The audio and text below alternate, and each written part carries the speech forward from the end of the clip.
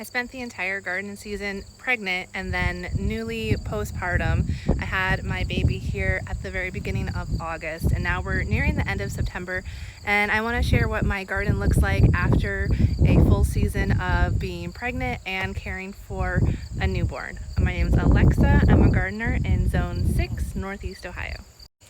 And my garden helper here is Giovanni. So I did try to plant flowers throughout the garden so I would have more flowers than vegetables this season, knowing I would be pregnant and wasn't going to be able to do a lot of gardening. And I've got really pretty crop of zinnias right here in the front. And this front garden bed all has coleus and celosia and marigolds and some zinnia. Some amaranth came back up. But most of the garden is very messy and overgrown, but we still did get quite a bit of food. This bed here has my asparagus, which goes to seed. I only let it, we picked the asparagus through like early June, and then I just let it do this thing. This trellis has green beans and cucamelons. They're everywhere. This is one cucamelon plant.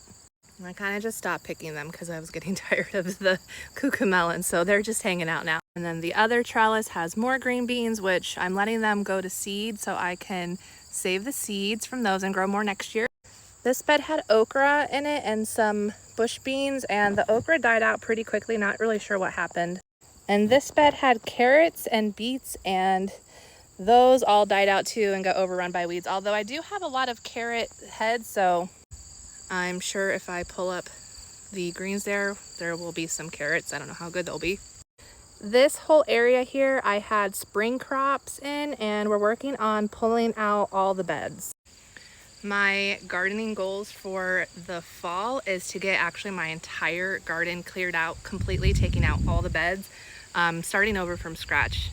I am deconstructing my garden so that way next year I can have a better layout that's going to work for this new season of life that we're in.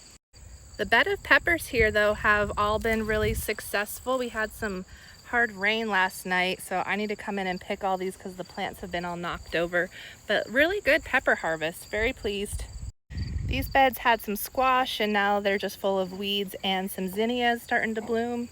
Ugh, this grass has gotten so high.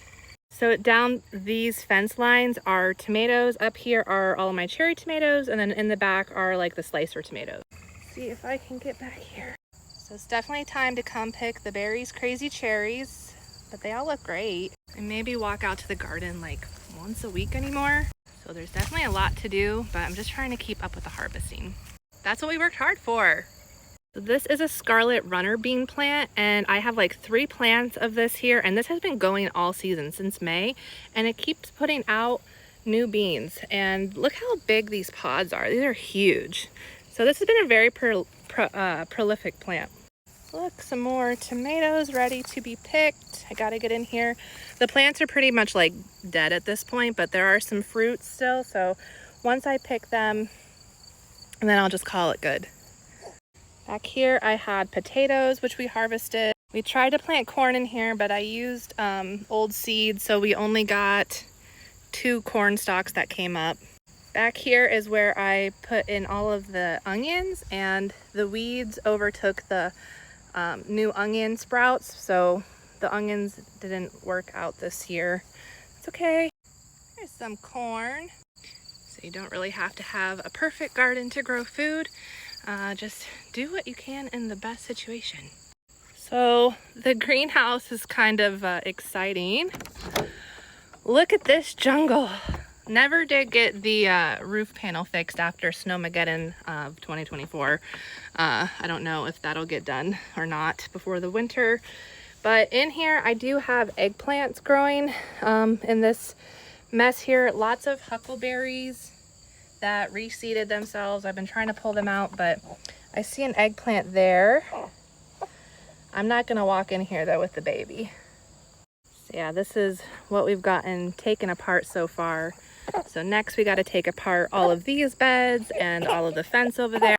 I'd say the biggest challenge that I faced this year while being pregnant and then having a newborn in the gardening season is that keeping the grass mowed in my garden was like the biggest challenge, and why it has looked so messy. Whenever everything's nice and mowed, the beds look okay. Even the ones that are overgrown with weeds, like, it doesn't bother me because there's still like food plants growing and flowers growing. So it's not that bad, but the grass, it just grows so fast. So what I'm going to do for next year is we're going to space out all of the new raised beds that we're planning on building to accommodate for the riding lawnmower to go through. And as long as the riding lawnmower can get into here, then it will be maintained. But because we have to push mow all of this, it's just no one really wants to do that job, and so it doesn't get done very frequently, and it's just a lot harder to keep up with. And then like some of these other spaces along with fence line, I just gotta completely revamp all of that. But this is the garden. This is where we are at the end of the garden season.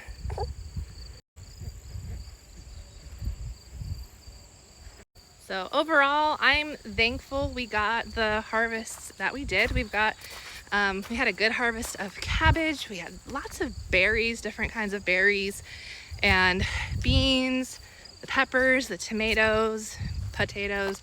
So I haven't grown quite as much this year as I did in previous years, but for being fully pregnant through the whole season, having the baby on August 4th, so yeah, very pregnant through all the summer, and now here at the end of September, still happy with where we're at. So I think overall it was a success. A lot of the things I did very early in the season allowed me to be able to get any kind of harvest or gardening done. Definitely got much harder right towards the end, and I didn't get to do as much then, but we made it. And so now with the newborn, I feel like I'm even out there even less, just because he needs to be held all the time, which I love. And we go out and do stuff in the carrier, but it's hard to do gardening work when you have a front carrying baby, because that requires like still a lot of bending. It's kind of hard when he can't support his head yet. So that's okay. We'll be able to do a lot more next year, and hopefully with a whole new setup with the raised beds that work out better. And yeah, just stay tuned to see the progress as I deconstruct the garden and then we work towards rebuilding it from scratch. Now we gotta go for a walk so this guy can take his nap.